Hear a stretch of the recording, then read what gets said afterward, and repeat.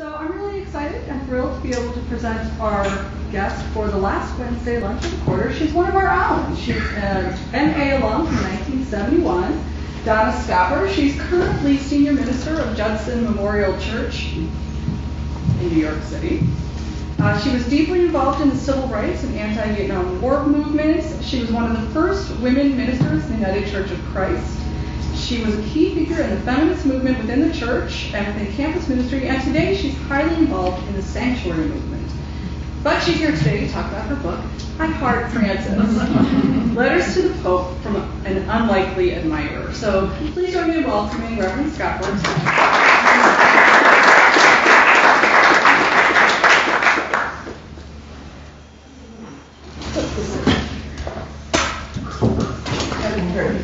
Well, hi. Great to see all of you and to be in this hallowed hall with you again. I thought I'd open up by just doing a little bit of social history because, you know, when you get to be almost 70, which I am next month, you get to remember a lot. And when I came to the Divinity School with 25 other wannabe ministry students, in 1969, we had been recruited to a program that had a poster, I hope some of you have seen it, of a gargoyle wearing dark sunglasses. And the poster said, "Come be a part of the most exciting new adventure in preparation for ministry." That would be a doctor of ministry. And I spent the decade of the 70s having a degree from the University of Chicago, but this school couldn't figure out what the name of the degree was. So I had a blank in blank from the Divinity School, while the faculty figured out that the D-Min program wasn't going to work because it didn't work. And because frankly, nobody here knew how to teach ministry. So we would go to classes and the higher this and that's, and because we were all recruited as former campus radicals, we stopped going to class the first week and moved into to the chapel over here, sang songs, and redid the entire curriculum. That took about a year. The good news is that Marty, who was dean then, we stopped sitting in his office after the end of the first semester. And he was very gracious about that and joined us in the chapel where we continued our work. And the late, great Saul Alinsky was in charge of our curriculum, which didn't really set well with the courses in Bolton that we were supposed to be taking. So it was a really tumultuous and interesting time, and the only way I know how to describe it is that the poster was right. That we were. The poster actually said what the hope was, and there was just a little infrastructure building that hadn't happened. So I would never have been a part of the program had I not been married to a man named Bob Schaper, who is no longer my husband, but still a very good friend. And Bob was on his way to Canada to avoid the draft in 1969 for real. And I thought, oh man, Canada, that's going to be so bad. And someone we knew said, Bob, you're a biologist, and the Rockefeller Fund has fellowships for people who are scientists because they were trying to recruit people from the world of STEM into the world of religion. So Bob got a full ride and could go anywhere he wanted to go. His brother happened to be here at the Divinity School, and so Bob said, I'll go to the University of Chicago, Divinity School. And I thought, okay, being really very much the kind of woman then who was going to follow her man around, I started looking for jobs. And I was going to be a graduate student wife while Bob went to school. And a woman named Peggy Ann Way. Does anybody remember Peggy? She was the first woman on the faculty here. And she came in to kind of deal with the ministry program. And when she came, this is another story about the good old days, she said, since they're all men you've accepted in this program, I need full scholarships for 3 women, because I'm not going to teach all men. And so she started calling up the wives of the admitted students. And she called me up as I was about to sign a contract with the Garibaldi Employment Agency, being an employment counselor. And she said, so Donna, would you think about coming to Divinity School? I said, are you kidding me? No. What's that? You know. And she talked me into it, and she talked 2 other women into it. All 3 of us were then Lutheran, and we became the first Lutheran women prepared to be ordained by the Lutherans at that point. And Peggy was such a brilliant teacher and such a brilliant therapist that she knew how to handle our basically adolescent rebellion that we were just continuing here in Swift Hall. And well, anyway, thank you, Peggy, for bringing me into ministry, because I would never have thought that I could have done it, and it's 40 years now of great joy in the profession and the life. So Bob Schaper became severely depressed, as did many men of his generation, because when you get out of the draft, it's almost as hard as being drafted. He felt that he was a fraud. And he stayed in our apartment on Blackstone basically for 2 years. And he wouldn't come out. And he got severely depressed and flunked out several times and lost the Rockefeller Fellowship. And I was having that other strangely female experience of loving every second here. It was like, wow, they pay you to do this? You mean I could be a minister? It put together all these pieces of me that were all over the place. The helper, the organizer, the administrator, the writer. And I no longer had to think about what I was going to do with myself, because I felt a powerful sense of a call to ministry. Some of you are at University Church here, and my internships were all there with Charles Baer and Harvey Lord, and the Ascendancy of the Blue Gargoyle, which was a phenomenal ministry with street kids. The congregation didn't know what to do with them, neither did I, but I learned. The main thing I learned there was how to tell who the cops were. You know how you do that? Shiny shoes. Shiny shoes. And between Sololinsky and the great vitality of this campus and university, and the chaplain at Rockefeller Chapel, some of you might know Spencer Parsons. Spencer recruited we 3 women to be a part of early clergy consultation, which you may know as the national organization that was developed by Howard Moody, who is my predecessor at Judson. He was there for 35 years. Howard organized Spencer, and Spencer did abortion counseling in the basement of Rockefeller Chapel.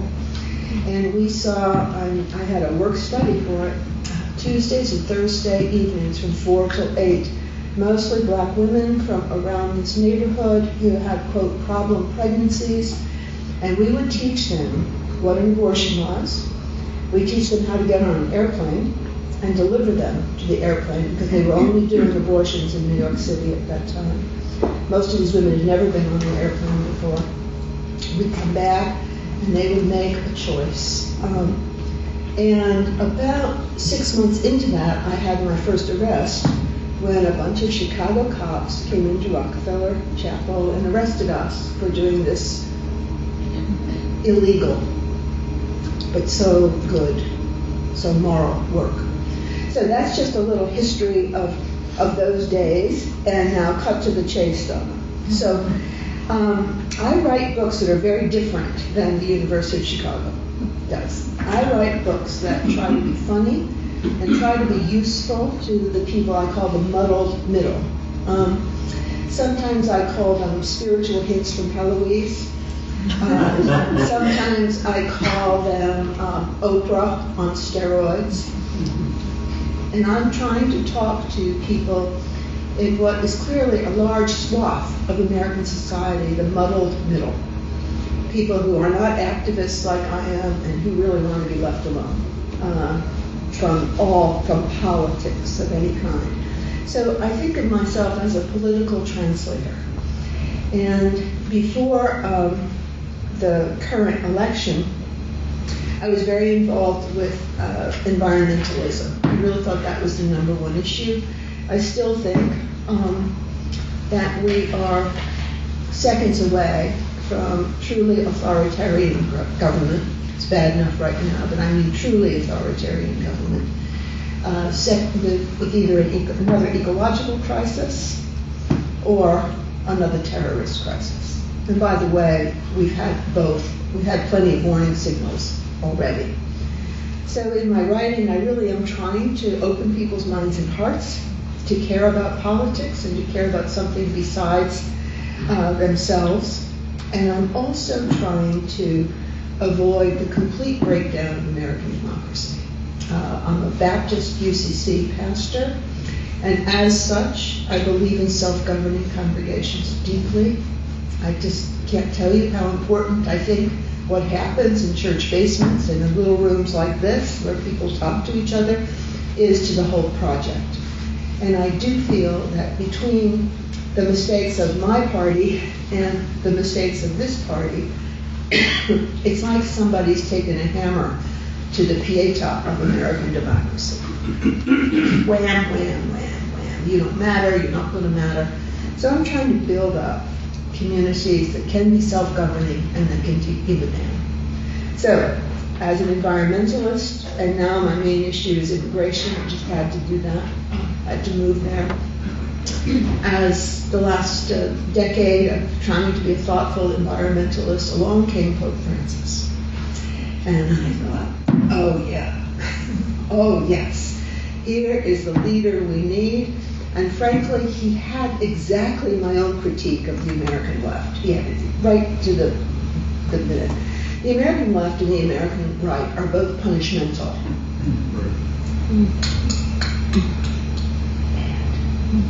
I saw you drinking out of a water bottle the other day. Do you know how many water bottles there are at the bottom of the ocean?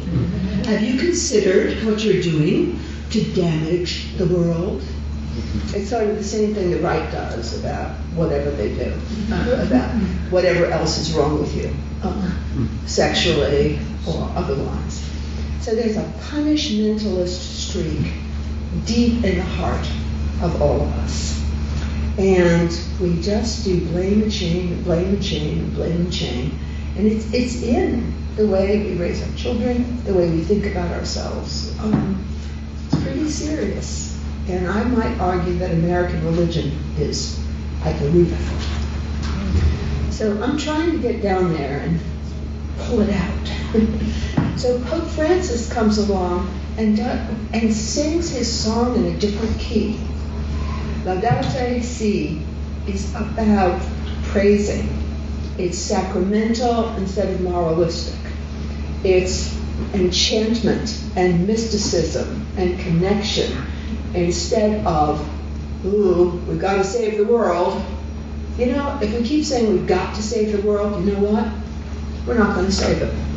But if we begin to love the world and enjoy it, what is the true nature of human? To love God and to enjoy God forever. What a concept. Where did it go? So I'm just eating up Pope Francis. And then I start telling my wacky congregation that I'm eating up Pope Francis. And yeah, you need to know Judson Memorial Church on the south side of Washington Square Park in Greenwich Village, which really has a point of view. And they say, Donna, you can't like Pope Francis. And I said, yes, I can. No, you can't. Yes, I can. And because they say, he's anti-gay. It's easy. 70% of my congregation is gay. He's anti-woman. I said, well, somehow I wrote this book to talk myself into that he really wasn't. Okay, I've made a lot of mistakes, and I made another one. But I did believe with all my heart and soul that his social and spiritual ecology was so solid about how everything that God made matters, that he was going to see the light, and believed that women and people of diverse sexual orientations were as important to creation as the porcupine, about which he goes on rather endlessly, and how wonderful they are. I really believe with all my heart and soul, and the two important chapters are in the book are why your spiritual ecology will turn affirmative on the matter of gay marriage, etc., and why it will turn affirmative on the matter of women's ordination, etc.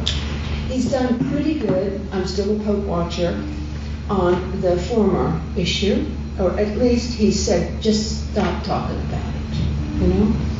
But he's done very, very badly on the women's ordination question. And it broke my heart. But my heart's been in shattered pieces for such a long time. I've been disappointed by quite a few of my lovers, including Pope Francis. So it's not that big a deal. But I still believe that if he really goes out in 5 years, which is now 3 is what he's got left, if he does, he could still see the light on women and on the beautiful nature of half of us who were created another way.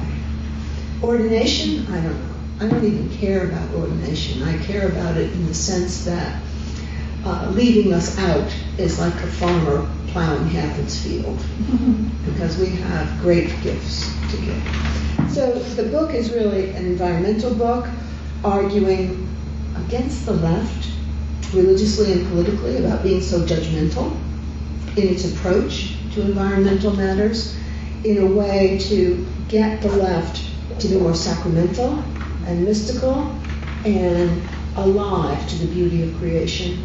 And its side note are these perplexing, ongoing moral issues that haven't gone anywhere yet. So, bastante, what do you think? Talk to me. Why would he go out in 5 years or 3 years? Yeah. He has said that he will only stay for 5 years. He said that at the beginning. That he was not going to be an eternal pope.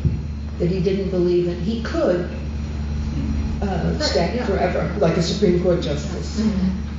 But he made a case that he was not going to do that. And you feel like he's making movements towards keeping that promise, or?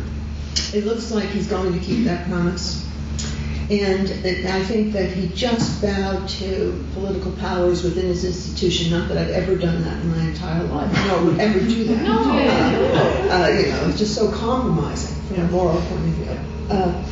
But I think that I could imagine him doing something on the way out that would relieve the pressure in the institution. But I don't know. I thought he had more courage than that. Because that's kind of slimy, you know. But we'll take it if we can get it.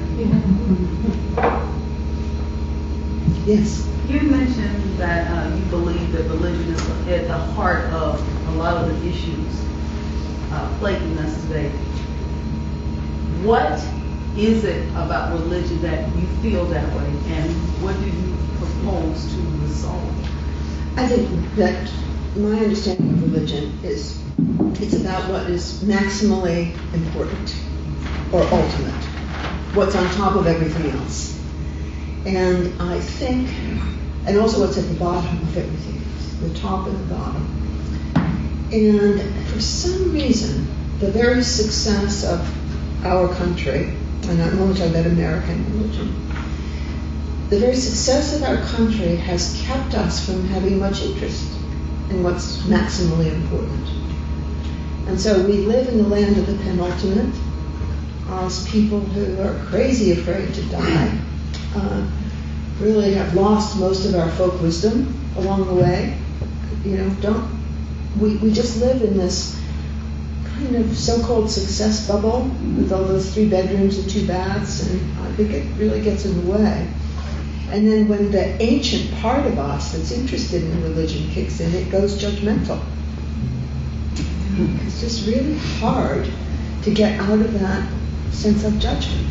And I don't know that it's just a cultural captivity. I think it's also a spiritual captivity. Very interesting talk. Thank you very much. So I understand that you're a minister at a church in New York, and you're very interested in the work that's being done by the Roman Catholic Pope right now. And I agree with everything you said, and I'm very interested in ecumenical dialogue. I think your interest in reaching across represents some sort of a shift. And so I'm curious, how do you see changes in the Pope's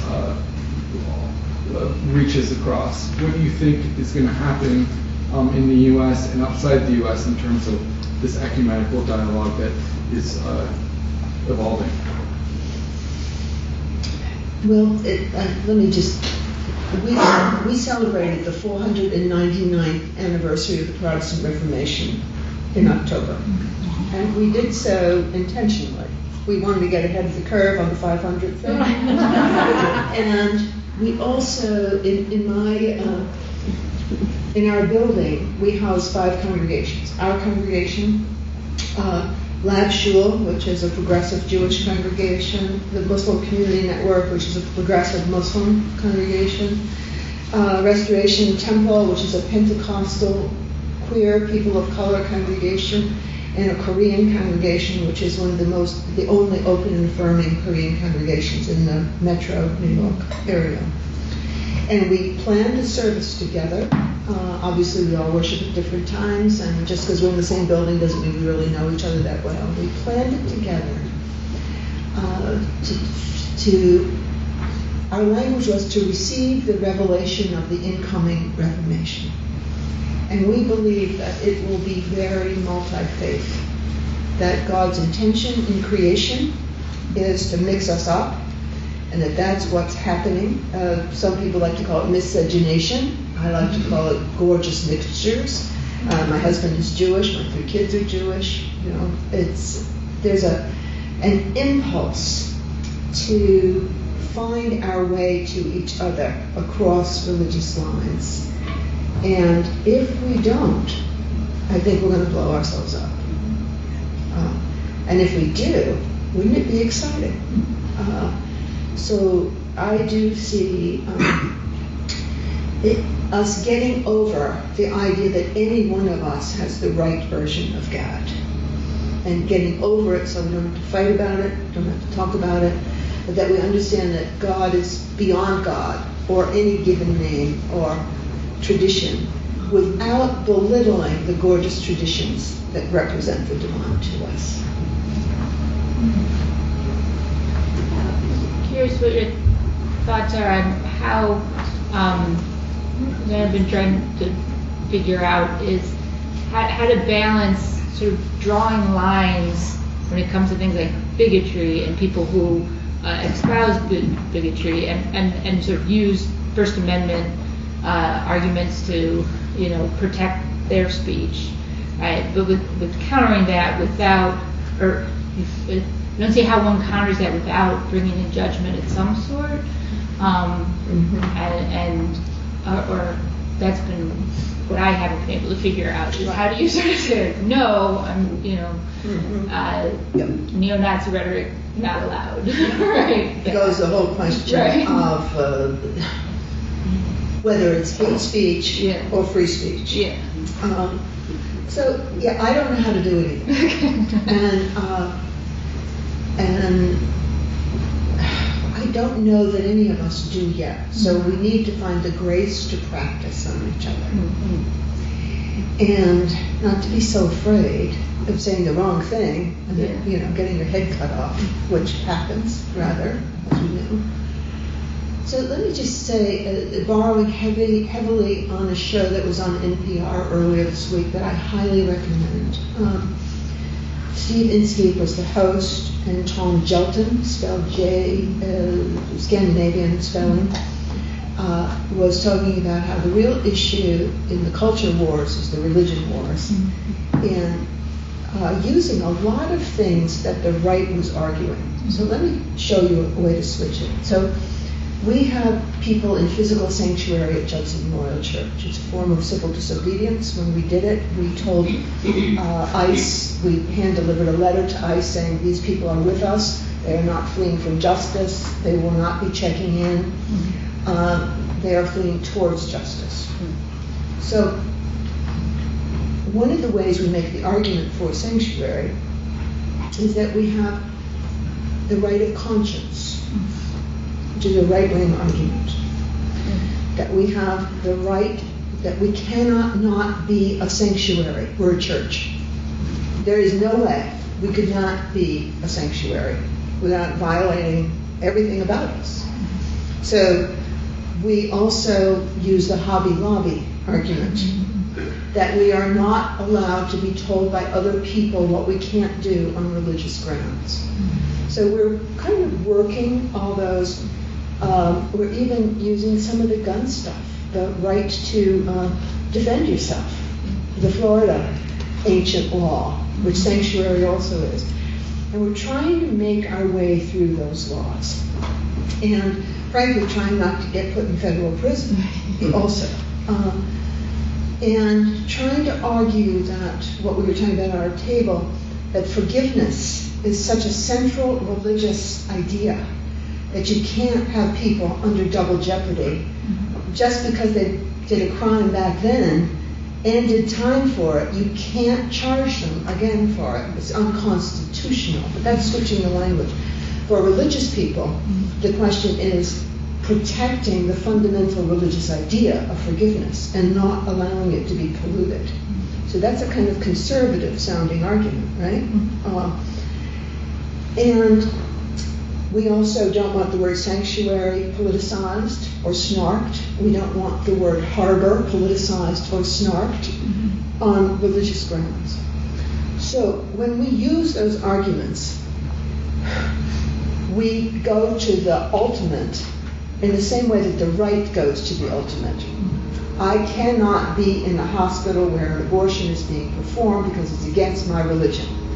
I cannot be in a hospital where an abortion is not allowed because it offends my religion. So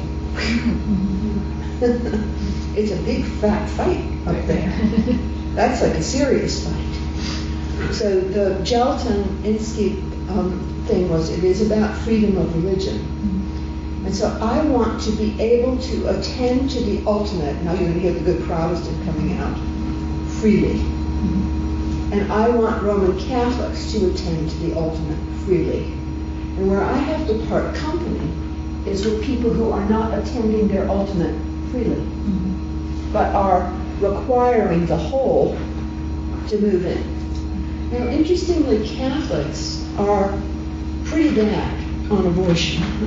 And by the way, I never thought the Pope would go for abortion, never. And showing you the way I think, nobody wants a Catholic to ever have an abortion that they don't want to have. That's not the argument. And what I see is, and Catholics are also, we're very involved with compassionate choices at the end of life in New York State for obvious reasons, because of the way we think about life as Protestants.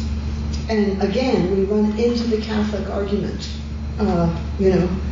and all we want is legislation that freely permits different religions to coexist. And I think that would be the conversation I'd want to have with Catholics and with fundamentalists, is how much space can we open, not just in the United States, but worldwide. It's a conversation I'd really like to have with terrorists, too. How much space can we have to freely differ? Which goes to the brokenness of democracy. Democracy has not matured religiously or conceptually to manage diversity. And boy, it's like everywhere right now. So, does that? Yeah. It's a long answer. Yeah, I couldn't quite tell First of all, is the book out, or is it? It's out. Okay. I couldn't quite tell. Has the Pope seen it? Yes. Has he responded? No. Okay, that's not my question. My question is, I couldn't quite tell where the Pope was and where he is now on the environment. I was trying to think, given what I know about Catholic theology, it's not clear to me why he would have been bad. So was he? Is he better? Since that's one of your core issues, where do you position him? He's just remarkably excellent. And from a Catholic point of view, why would he ever have been bad? It would be hard to be bad from a Catholic point of view. Yeah, that's what I think. Yeah. But you just have to watch the Catholics because they get involved with things funny. And they're very politically involved. Sure. I think the Pope is doing remarkable work on the environment. I went to COP21 to cover him for Religion Dispatches and COP22 to cover, and it's a huge Catholic machine at work on climate internationally, and making a lot more progress in other countries than they are in the United States. There was so many good there. Thank you. In regards to reaching out to the more fundamentalist wings of Protestantism and then Catholicism, I'm wondering what have been the major challenges and triumphs for you? Have you been able to enter that space yet? Frankly, the challenges are serious and no. Every now and then in the sanctuary movement, which we've been at for 10 years, Obama was no prize on this either. We are able to work with Pentecostal and evangelical congregations that are filled with immigrants. That has been a crossover that's been very positive. But we have a very good relationship with Cardinal Dolan in New York City, who actually hand-delivered the book on the Pope to the Pope for me, which was fun. And Cardinal Dolan and I differ on police issues, but not on immigration. And so we have a partnership there. I don't know if any of you were around for the World Council of Churches sort of heyday, but it was really a great organization for a while. And it decided, I think very wisely, to work on things together, but not on thinking together. And the division was faith and order and work and practice. I can't remember, but we did fine as long as people religiously were working together on things of common concern, but not good on getting to the bases for that work. So where have you found? No, please. Can I ask that? Sure. So where have you found, or where do you think that you're most likely to find common ground on working on things together? I think around issues of poverty. Okay. Just really basic red letter Christian stuff. Jesus said, feed the poor, hungry, and don't discuss it. But then, you get trained at a place like this or by a man like Solowinski, and you want to get behind it.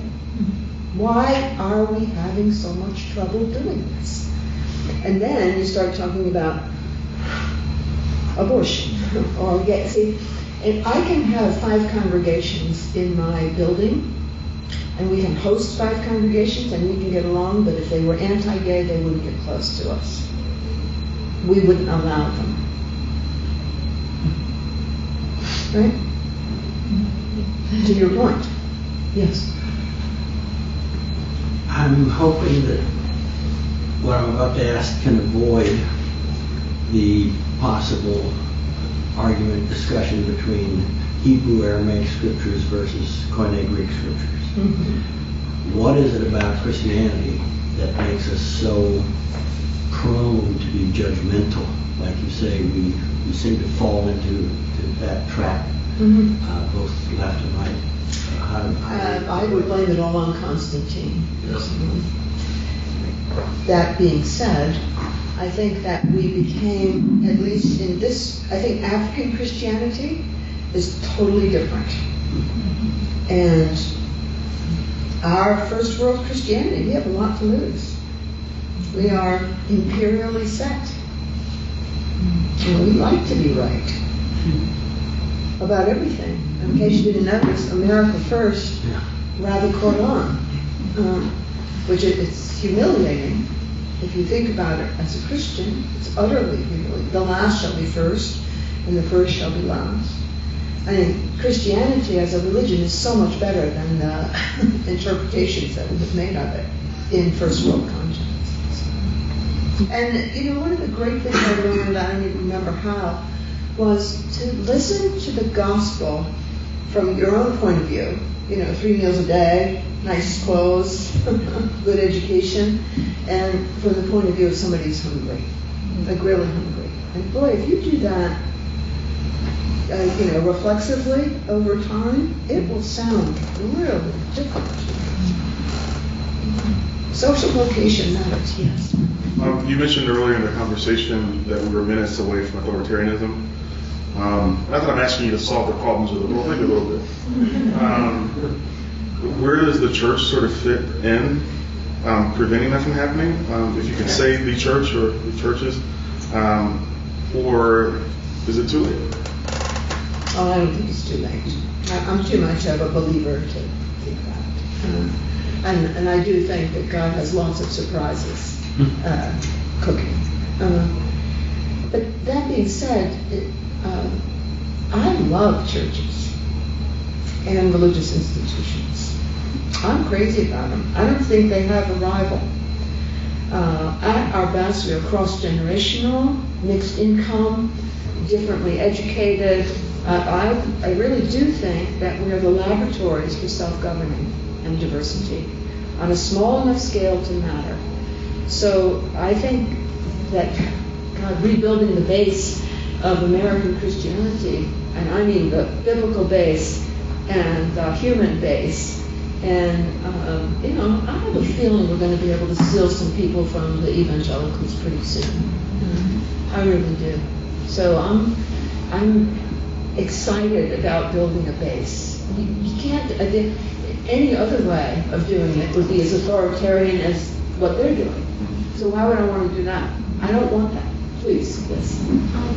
So in response to an earlier question, you mentioned that one of the ways, or a way to bridge the gap between people with different mindsets is to focus on, you know, very basic issues like you said, poverty or things like that.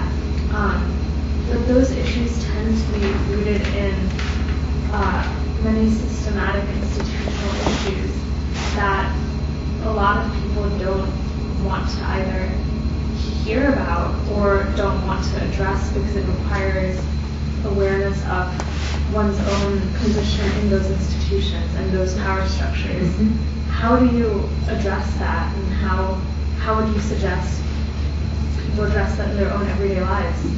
It's a really important question.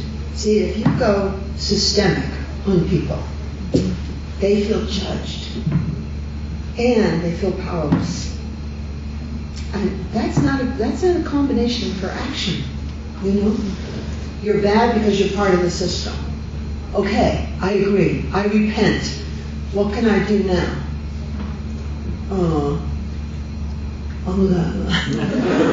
You know. So finding short ways that in my ministry, I always want to take you to second grade. You know, you did that. Now what do you want to do? You did that. Now what do you want to do? And experiential learning, and not throwing people into the deep water where they're going to drown. And I'm such a believer in humor and grace and not judging. And it's attractive. And so finding ways to be satisfied and not go into the deep existential end, which I know that water out there too, feeling like a total failure. I mean, the night Trump was elected, I put a blanket over my head around 10:30, and I didn't come out. And people kept saying, I had a whole house full of people, and they said, Donna, can we use your blanket? I said, no, I need it. And I just stayed under there. And all my dearest friends left with their unopened champagne bottles in hand. You know, it didn't even say goodbye. You know, and then my husband made the idiotic comment. He said, quote, he's crying at 2:30 in the morning, and he said, Donna, everything I fought for my entire life just went down the tube. And I said, no shit, Sherlock. You know, and so we had a big fat fight. And it was just, oh my God. You know, so that's a form of my favorite Christian sin, which is the sin of self-importance. Right? And I was really good at it. Well, we're about out of time, but I would prefer to end on some sort of positive note. I have one last positive comment. It's not about the dream. Positive. That's precise. Reverend. My favorite definition of the gospel is that it is the permission and the commandment to enter difficulty with hope. And that's from Douglas John Hall. And you can preach on it forever. Permission? Oh, go ahead. Commandment? Do it. What else do you have to do that's so important? Difficulty? Oh, Good Friday? This kind of mess? With hope. Thank you. All right. Good. Thank you all.